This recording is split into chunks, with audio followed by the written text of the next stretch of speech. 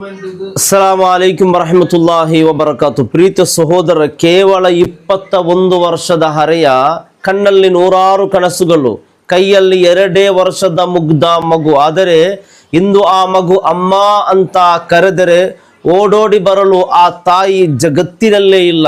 ಕುಮ್ರಾ, ಸಾರಪುಣ್ಣಿ, ಫಾತಿಮತಿ ಇಶಾನಳ ನಿಗೂಢ ಮರಣ ಇಂದು ಇಡೀ ಕರಾವಳಿಯನ್ನೇ ನಡುಗಿಸಿದೆ. ತಾಯಿ ಬಿಕ್ಕಿ ಬಿಕ್ಕಿ ಅಳುತ್ತಿದ್ದಾಳೆ. ನನ್ನ ಮಗಳನ್ನು ಕೊಂದಿದ್ದಾರೆ ಎಂದು ತವರು ಮನೆ ಆಕ್ರಾಂದನ ಮುಗಿಲು ಮುಟ್ಟಿದೆ. ಪೊಲೀಸರ ತನಿಖೆ ನಡೆಯುತ್ತಿದೆ. ಕಾನೂನು ತನ್ನ ಕೆಲಸ ಮಾಡುತ್ತಿದೆ. ಈ ಘಟನೆಯ ಹಿಂದೆ ಅಡಗಿರುವ ನಿಜವಾದ ಅಪರಾಧಿ ಯಾರು? ಸಮಾಜದ ಕಣ್ಣಿಗೆ ಕಾಣದೆ ಸೊಸೆಯಂದರಿಯನ್ನು ಜೀವಂತ ಶವವನ್ನಾಗಿ ಮಾಡುವ ಆ ಆರೋಪಿ ಯಾರು ಎಂಬುದನ್ನು ಇಂದು ನಾನು ಸಾಕ್ಷಿ ಸಮೇತ ಬಯಲು ಮಾಡಲಿದ್ದೇನೆ. ಪ್ರೀತಿಯ ಸಹೋದರನೇ, ನೀವೇನಾದರೂ ಈ ವಿಡಿಯೋವನ್ನು ಅರ್ಧಕ್ಕೆ ನಿಲ್ಲಿಸಿ ಹೋದರೆ ನಿಮ್ಮ ಮನೆಯಲ್ಲೂ ನಿಮ್ಮ ನೆರೆಹೊರೆಯಲ್ಲೂ ನಡೆಯುತ್ತಿರುವ ಒಂದು ದೊಡ್ಡ ಅನ್ಯಾಯವನ್ನು ತಡೆಯುವ ಅವಕಾಶವನ್ನು ಕಳೆದುಕೊಳ್ಳುತ್ತೀರಿ. ನೋಡಿ, ಗಂಡನ ಮನೆಯವರು ಇದು ಆತ್ಮಹತ್ಯೆ ಅಂತ ಹೇಳ್ತಿದ್ದಾರೆ. ತವರು ಮನೆಯವರು ಮತ್ತು ಊರವರು ಇದು ವ್ಯವಸ್ಥಿತ ಕೊಲೆ ಅಂತ ಆರೋಪಿಸುತ್ತಿದ್ದಾರೆ. ಕಾನೂನಿನ ಪ್ರಕಾರ ಪೋಸ್ಟ್ಮಾರ್ಟಮ್ ರಿಪೋರ್ಟ್ ಬರಬೇಕಿದೆ.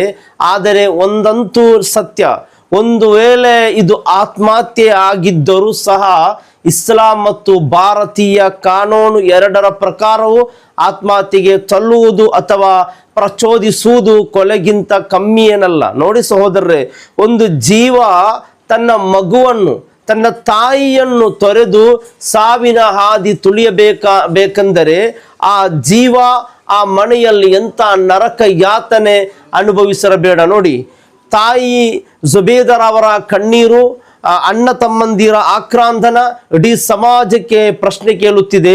ನಮ್ಮ ಮಗಳನ್ನು ನಾವು ನಿಮಗೇಕೆ ಕೊಟ್ಟಿದ್ದೇವೆ? 18-20 ವರ್ಷ ಕಣ್ಣೆಮೆಯಂತೆ ಸಕಲ ಪ್ರೀತಿ ಕೊಟ್ಟು ಸಾಕಿದ ಹೆಣ್ಣು ಮಗಳನ್ನು ನಮಗೆ ಅವಳನ್ನು ಸಾಕಿ ಹೋಗಿದೆ, ನೀವು ತಗೊಂಡು ಹೋಗಿ ಅಂತ ಯಾವ ತಂದೆ ತಾಯಿಯು ಗಂಡನ ಮನೆಗೆ ಕಳುಹಿಸುವುದಿಲ್ಲ. ನಮಗಿಂತ ಹೆಚ್ಚಾಗಿ, ನಮಗಿಂತ ಉಜ್ವಲ ಭವಿಷ್ಯವನ್ನು ಈ ಗಂಡ ಕೊಡುತ್ತಾನೆ ಎಂಬ ಅಪಾರ ಭರವಸೆಯಿಂದ ಕಳುಹಿಸಿಕೊಡುತ್ತಾರೆ. ಆದರೆ ಕೆಲ ಗಂಡಂದಿರು ಮತ್ತು ಅವರ ಮನೆಯವರು ಮಾಡುವ ಅಕ್ರಮ ಎಂತಹದ್ದು. ಕೇವಲ ಮನೆಯಲ್ಲಿ ಸೊಸೆ ಎಂದರೆ ಉಚಿತವಾಗಿ ಬಂದ ಮನೆಯ ಕೆಲಸದವಳು ಅಂತ ಭಾವಿಸುತ್ತಿದ್ದಾರೆ. ಅತ್ತೆ ನಾದಿನಿಯರ ಕೊಚ್ಚು ಮಾತುಗಳು, ಮಾವನ ಕಣ್ಣು ಕೆಂಪು ಮಾಡುವುದು, ಗಂಡನ ಉದಾಸೀನತೆ ನಮ್ಮ ಇಡೀ ನಾಡಿನಲ್ಲಿ ಇಂದಿಗೂ ಎಷ್ಟೋ ಇಶಾನಂದರು ಅಳುತ್ತಾ ದಿನ ದುಡುತ್ತಿದ್ದಾರೆ. ಆದರೆ ಮಾನ್ಯರೇ, ಇಸ್ಲಾಂ ಸೊಸೆಗೆ ಕೊಟ್ಟ ಸ್ಥಾನವೇನು ಗೊತ್ತಾ? ಪ್ರವಾದಿ ಮುಹಮ್ಮದ್ ಮುಸ್ತಫಾ ಸಲ್ಲಲ್ಲಾಹು ಅಲೈಹಿ ವಸಲ್ಲಂ ಅವರು ಹೆಂಡತಿಯನ್ನು ಹೇಗೆ ನೋಡಿಕೊಂಡಿದ್ದರು? ಪ್ರವಾದಿ ಸಲ್ಲಲ್ಲಾಹು ಅಲೈಹಿ ವಸಲ್ಲಂ ಅವರು ಒಂದು ಹದೀಸ್ನಲ್ಲಿ ಹೇಳುತ್ತಾರೆ, ಖೈರುಕುಂ ಲಿ ಅಹ್ಲಿ ವಾನ ಖೈರುಕುಂ ಲಿ ಅಹ್ಲಿ. ನಿಮ್ಮಲ್ಲಿ ಅತ್ಯಂತ ಶ್ರೇಷ್ಠ ವ್ಯಕ್ತಿ ಎಂದರೆ ಯಾರು? ತನ್ನ ಹೆಂಡತಿ ಮತ್ತು ಕುಟುಂಬದೊಂದಿಗೆ ಅತ್ಯುತ್ತಮ ನಡೆದುಕೊಳ್ಳುವವನು. ಮತ್ತು ನಾನು ನನ್ನ ಕುಟುಂಬದೊಂದಿಗೆ ಅತ್ಯುತ್ತಮವಾಗಿ ನಡೆದುಕೊಳ್ಳುತ್ತಿದ್ದೇನೆ. ತಿರ್ಮಿದಿ ರಿಪೋರ್ಟ್ ಮಾಡುವಂತೆ ಹದೀಸ್ ನೋಡಿ. ಪ್ರವಾದಿ ಸಲ್ಲಲ್ಲಾಹು ಅಲೈಹಿ ವಸಲ್ಲಂ ನೋಡಿ, ವಿಶುದ್ಧ ಕುರ್ಆನ್ನಲ್ಲಿ ಒಂದು ಆಯತ್ತಿದೆ. ಕುರ್ಆನ್ನಲ್ಲಿ ಗಂಡ ಹೆಂಡತಿಯ ಸಂಬಂಧದ ಬಗ್ಗೆ ಎಷ್ಟು ಅದ್ಭುತವಾಗಿ ಹೇಳಿದ್ದಾನೆ ನೋಡಿ. ವಮಿನ್ ಆಯಾತಿಹಿ ಅನ್ ಖಲಕ ಲಕುಂ ಮಿನ್ ಅನ್ಫುಸಿಕುಂ ಅಜ್ವಾಜನ್ ಲಿತಸ್ಕುನು ಇಲೈಹಾ ವಜಅಲ ಬೈನಕುಂ ಮವದ್ದತಂ ವರಹ್ಮ. ಇದು ಕುರ್ಆನ್ ಒಂದು ಆಯತ್ತಾಗಿದೆ. ನಿಮಗೆ ನೆಮ್ಮದಿ ಸಿಗಲೆಂದೇ ಆತನು ನಿಮ್ಮಿಂದಲೇ ಸಂಗಾತಿಯನ್ನು ಸೃಷ್ಟಿಸಿದನು ಮತ್ತು ನಿಮ್ಮಿಬ್ಬರ ನಡುವೆ ಅಪಾರ ಪ್ರೀತಿ ಮತ್ತು ಕರುಣೆಯನ್ನು ಉಂಟು ಮಾಡಿದವನು. ಸೂರತ್ ಅರ್-ರೂಮ್ 21ನೇ ಆಯತ್ತನ್ನು ತೆಗೆದು ನೋಡಿದರೆ ನಮಗೆ ಸ್ಪಷ್ಟವಾಗುತ್ತದೆ ಯಾರು ಹೆಂಡತಿ ಎಂದರೆ. ಎಲ್ಲಿಯ ಪ್ರೀತಿ, ಎಲ್ಲಿಯ ಕರುಣೆ? ನಿಮ್ಮ ಮನೆ, ನಿಮ್ಮ ನೆಮ್ಮದಿ ಹಾಳು ಮಾಡಲು ಆ ಹೆಣ್ಣು ಬಂದವಳಲ್ಲ. ಆಕೆಗೆ ಪ್ರತ್ಯೇಕ ವಸತಿ, ಆಹಾರ, ಗೌರವ ಮತ್ತು ರಕ್ಷಣೆ ನೀಡುವುದು ಗಂಡನ ಪ್ರಥಮ ಕರ್ತವ್ಯವಾಗಿದೆ.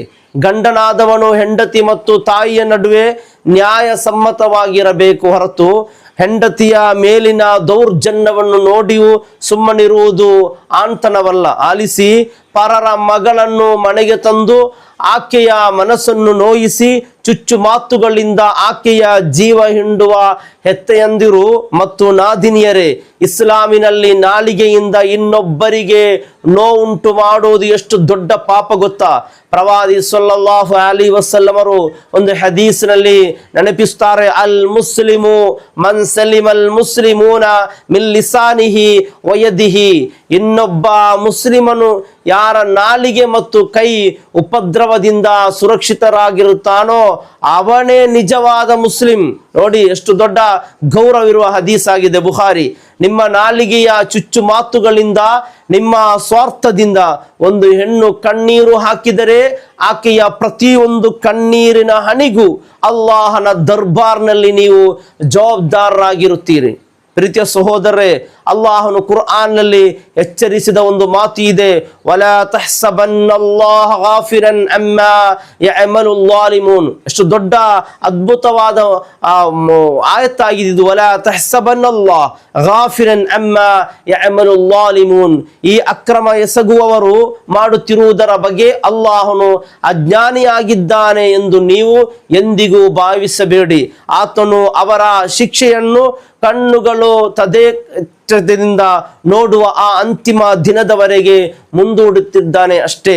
ಸೂರ ಇಬ್ರಾಹಿಂನ 42ನೇ ಆಯತ್ತು. ಇಂದು ನೀವು ನ್ಯಾಯಾಲಯದಿಂದ ಅಥವಾ ಪೊಲೀಸರಿಂದ ಬಚಾವಾಗಬಹುದು, ಆದರೆ ಕಬರ್ನ ಸಮಾಧಿಯ ಕತ್ತಲೆಯಲ್ಲಿ ಮತ್ತು ಕಿಯಾಮ್ ದಿನದ ಅಲ್ಲಾಹನ ನ್ಯಾಯಪೀಠದಲ್ಲಿ ನಿಮ್ಮ ತಂತ್ರಗಳು ನಡೆಯುವುದಿಲ್ಲ. ಇಶಾನಲ ಮರಣ ನಮಗೆಲ್ಲರಿಗೂ ಒಂದು ಎಚ್ಚರಿಕೆಯ ಗಂಟೆಯಾಗಬೇಕು. ಹಿಂದೆ ನಿಮ್ಮ ಮನೆಗಳನ್ನು ಪರಿಶೀಲಿಸಿ, ನಿಮ್ಮ ಮನೆಯಲ್ಲಿರುವ ಸೊಸೆ ಸಂತೋಷವಾಗಿದ್ದಾಳೆ, ಆಕೆಯ ಕಣ್ಣಲ್ಲಿ ನೀರಿದೆ. ಗಂಡಂದಿರೆ, ನಿಮ್ಮ ಹೆಂಡತಿಗೆ ಬೆಂಬಲವಾಗಿ ನಿಲ್ಲಿ, ಆಕೆಗೆ ಗೌರವ ಕೊಡಿ. ಅತ್ತೆ ಮಾವಂದಿರೆ, ಆಕೆಯನ್ನು ನಿಮ್ಮದೇ ಮಗಳಂತೆ ಪ್ರೀತಿಸಿ. ನಾದಿನಿಯರೇ, ಆಕೆಯೊಂದಿಗೆ ಸಹೋದರಿಯಂತೆ ಬಾಳಿ. ಅಲ್ಲಾಹನು ಮೃತ ಫಾತಿಮತ್ ಇಶಾನಳಿಗೆ ಮಗ್ಫಿರತ್, ಪಾಪ ಕ್ಷಮೆ ನೀಡಿ ಜನ್ನತುಲ್ ಫಿರ್ದೌಸಿಯಲ್ಲಿ ಅಲ್ಲಾಹ್ ಪ್ರವೇಶಿಸಲಿ. ಆಕೆಯ ಪೋಷಕರಿಗೆ ಮತ್ತು ಆ ಚಿಕ್ಕ ಪುಟ್ಟ ಮಗು, ಸುಬ್ಹಾನಲ್ಲಾಹ್, ಆ ಮಗುವಿಗೆ ಈ ಸಂಮೋಹನ ನೋವನ್ನು ತಡೆಯುವ ಶಕ್ತಿಯನ್ನು ಪ್ರದಾನ ಮಾಡಲಿ. ನಿಮ್ಮ ಅಭಿಪ್ರಾಯವನ್ನು ಕಮೆಂಟ್ನಲ್ಲಿ ತಿಳಿಸಿ. ಈ ವಿಡಿಯೋ ಪ್ರತಿಯೊಂದು ಮನೆಗೂ ತಲುಪಲಿ. ಇನ್ನಾವ ಇಶಾನಳು ಹೀಗೆ ಬಲಿಯಾಗಬಾರದು. ಪ್ರೀತಿಯ ಸಹೋದರೇ, ಇದು ಚಿಕ್ಕ ವಿಷಯವಲ್ಲ. ಒಂದು ಮನೆಯಿಂದ ಎಷ್ಟು ಕಷ್ಟಪಟ್ಟು ಒಂದು ಮಗುವನ್ನು ಅವರು ಮದುವೆ ಮಾಡಿ ಕೊಡ್ತಾರೆ ಗೊತ್ತಾ? ಆ ಮದುವೆ ಮಾಡಿ ಕೊಡುವಾಗ ಹೇಳುವುದು, ಉಜವ್ವಿಜುಕ ಅಲಾಮ ಅಮರಲ್ಲಾಹು ತಆಲಾ ಬಿಹಿ ಮಿನ್ ಇನ್ಸಾಕಿನ್ ಬಿಮಅರೂಫಿನ್ ಔ ತಸ್ರೀಹಿನ್ ಬಿಇಹ್ಸಾನ್ ಎಂದು ಹೇಳಿ ಒಂದು ಕರಾರ್ ಮಾಡಿ ಆಗಿರ್ತದೆ. ಒಂದು ಮಗುವನ್ನು ತಂದೆ ತನ್ನ ಗಂಡನ ಕೈಯಲ್ಲಿ ಕೊಡುವುದು.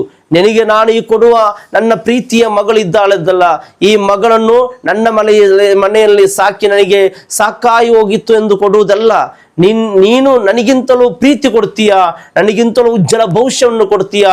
ನಿನಗೆ ಏನಾದರೂ ಈ ಮಗಳು ಆಗಲ್ಲ, ತೊಂದರೆ ಆಗ್ತಾ ಇದೆ ಎಂದರೆ ನನ್ನ ಕೈಯಲ್ಲೇ ನನ್ನ ಪ್ರೀತಿಯ ಮಗಳನ್ನು ಕೊಡು, ನಾನವಳನ್ನು ಸಾಕುತ್ತೀನಿ ಎಂಬ ಕರಾರು ಕೊಟ್ಟು ನಿನ್ನಲ್ಲಿ ಕೊಡು. ಆ ಮಗುವನ್ನು ತೆಕೊಂಡು ಹೋಗಿ ಸಂಬಳ ಕೊಡದೆ ಮನೆಯಲ್ಲಿ ಕೆಲಸದಾಕಿಯಾಗಿ ನೋಡಿ ತಾಯಿ ಮಾವಂದಿರು ನಾದಿನಿಯರೆಲ್ಲ ಹಿಂಸೆ ಕೊಟ್ಟು ಈ ರೀತಿ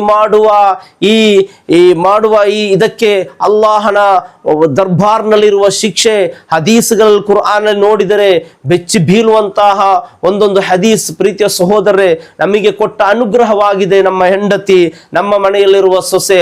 ಅವರೊಂದಿಗೆ ಕರುಣೆಯಿಂದ, ಅವರೊಂದಿಗೆ ಪ್ರೀತಿಯಿಂದ ನಾವು ನಡವಳಿಕೆ ನಡೆಸುವುದು ಒಬ್ಬೊಬ್ಬರ ಜವಾಬ್ದಾರಿಯಾಗಿದೆ. ಅಲ್ಲಾಹು ರಬ್ಬ್ ಸುಬ್ಹಾನಹು ತಆಲಾ ಇಶಾನಳಿಗೆ ಅಲ್ಲಾಹು ಮಗ್ಫಿರತ್ ನೀಡಲಿ, ಆ ಪುಟ್ಟ ಮಗುವಿಗೆ ಅಲ್ಲಾಹು ಕ್ಷಮಾ ನೀಡಲಿ. ಅಸ್ಸಲಾಮು ಅಲೈಕುಂ ವರಹಮತುಲ್ಲಾಹಿ ವಬರಕಾತು.